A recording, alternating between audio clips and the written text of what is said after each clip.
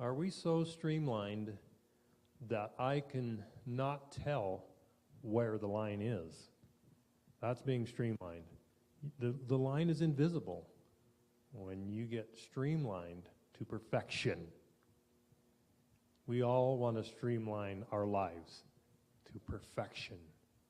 And the only way that's going to happen is through the indwelling of the Holy Spirit in our lives. That's what Jesus has left us.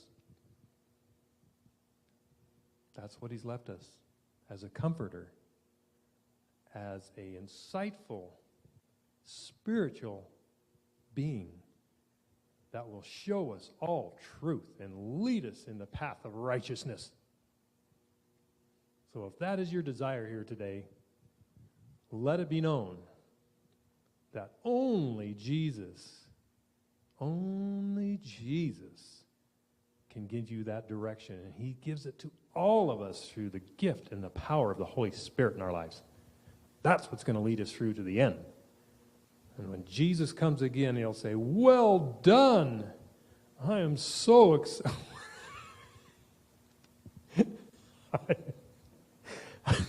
We got problems up in the sound booth room. I almost wonder if that part should be in the center, but you got the camera there, so let's... Is it delayed? And when I talk, is it really delayed?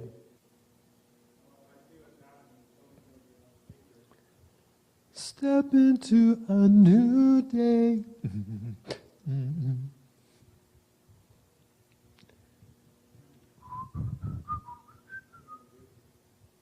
Hello, hello.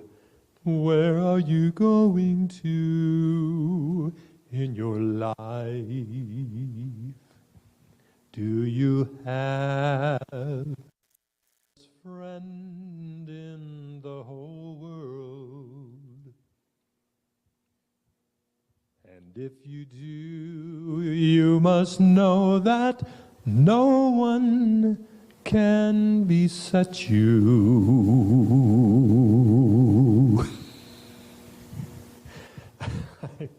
I'm telling you, that friend is Jesus Christ. He knows everything about you, our great Creator. He even knows the trials that we go through.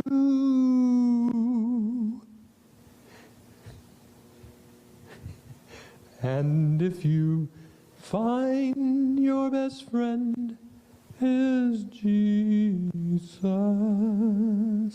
someday he'll come again and take you home with him.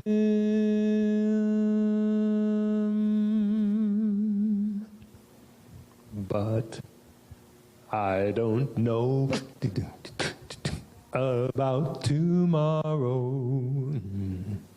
I just live from day to day.